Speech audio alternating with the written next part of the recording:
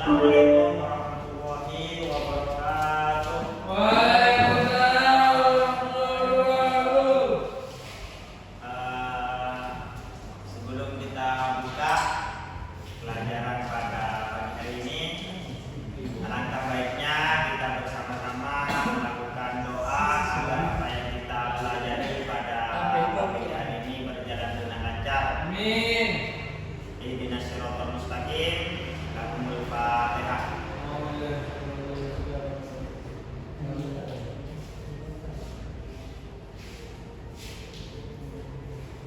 Baik, pelajaran pada hari ini itu terkait fikih ibadah yang berkaitan dengan tohar. Jadi teman-teman perlu kita ketahui bahwasanya tohar itu merupakan instrumen penting dalam ibadah. Merupakan instrumen penting dalam ibadah agar setiap ibadah yang dilakukan kita itu bernilai di sisi Allah, dan juga kalau ditinjau dari syariatnya, tohar itu sendiri menjadi inti penting dalam melakukan ritual ibadah. Ini siapa yang bikin kau ganti hapus ini? Indra yang Indra. kok gak bikin Indra?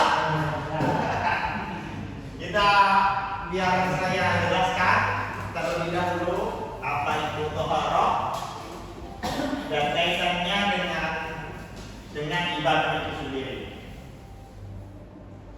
Begini, jadi di dalam syariat itu ada yang namanya ritual ibadah. Ibadah itu apa saja? Ada yang namanya sholat, membaca Al-Quran, ataupun yang lainnya. Salah satu ibadah yang membutuhkan keabsahannya, membutuhkan tohar adalah sholat. Jawabannya benar. Adalah sholat. Sholat ini tidak akan terrealisasikan jika kita masih dalam keadaan hadas. Paham? Sampai sini paham? Makanya peran tohar di sini menjadi sangat urgent sekali, menjadi sangat penting. Ini sangat penting sekali.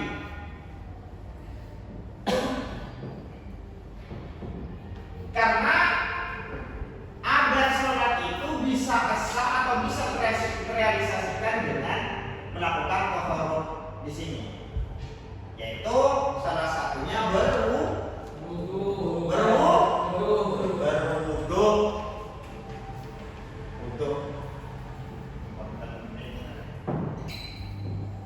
Di dalam wudu itu juga terdapat syarat-syaratnya. Yang pertama, wudu itu harus berupa air mutlak.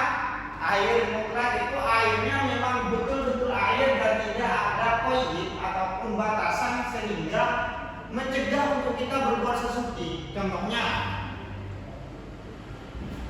airnya kan harus air mutlak. Mengecualikan air yang tercampur dengan kopi seumpamanya. Mengecualikan ini air kopi. Maka air kopi di sini bukan masuk dalam kategori ma'ul mutlak, sehingga ini tidak bisa untuk dibuat bersesuci. Karena ini sudah ma'ul mutaghayyir, airnya harus betul-betul air. Paham?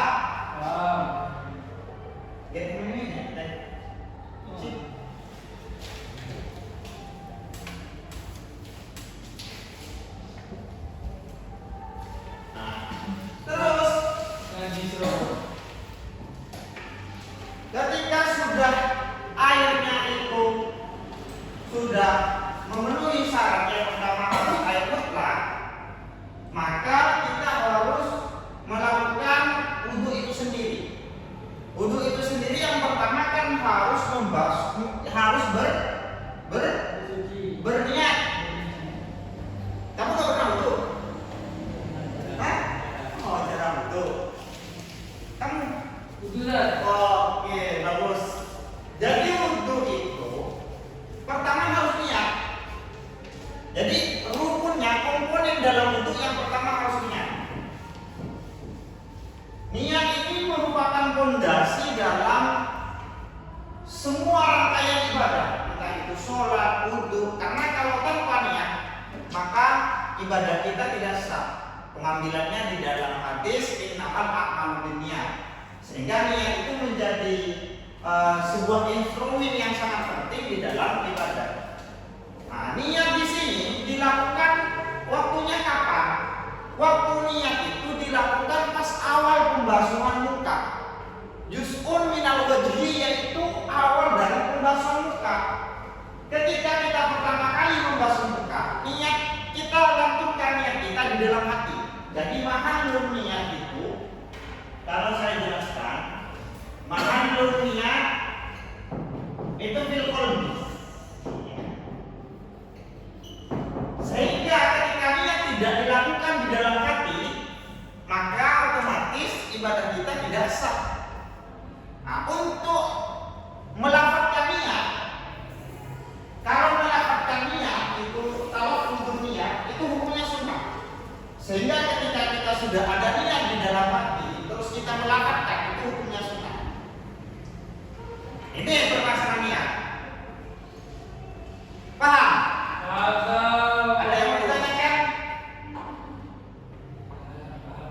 Ada yang mau ditanyakan? Bebas mau tanyakan apa saja. Kenapa Satria? Ya, Noval kenapa? Apa yang mau ditanyakan? Apa ya, Ustaz? Gak ada yang mau ditanyakan. Definisi niat, Ustaz. Oh, niat. Itu apa, Ustaz? Niat itu sendiri bagus. Niat itu sendiri merupakan suatu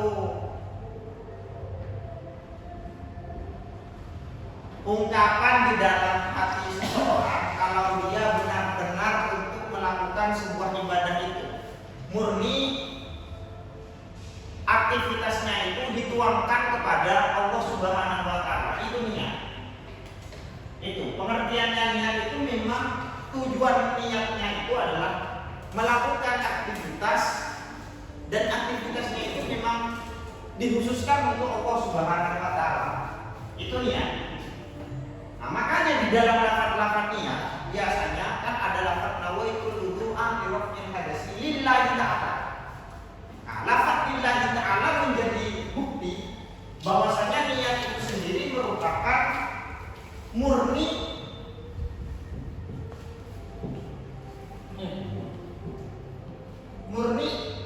sebuah ritual ibadah untuk Allah Subhanahu wa taala. Itu niat, dia teman-teman. Sehingga ketika nanti tidak ada niat, maka pembuktian ritualitas ibadah kita itu tidak dianggap. Jadi kalau tidak ada niat, pembuktian kita kepada Allah terkait ibadah itu tidak dianggap. Kalau menurut pemikiran saya seperti itu. Atau ada pendapat lain yang mau ditanggapi tentang ini, atau kita diskusi agar kita sama-sama punya ilmu baru, diskusi terkait apa yang saya sudah jelaskan. Mungkin paham, Ustaz. Paham? Ya, yang lain? Paham. Berarti yang lain sudah paham semua. Berarti untuk minggu depan saya kasih tugas kepada kalian. Ada yang menerangkan di depan, saya cuma mengamati dari belakang nanti. Tugasnya itu, dan saya akan tunjuk satu persatu ya. Iya. Nah, untuk sekarang kurang lebihnya mari kita tutup. Semoga apa yang kita pelajari pada pagi hari ini semoga berkah dan bermanfaat. Intinya dunia wal akhirat. Bismillahirrahmanirrahim.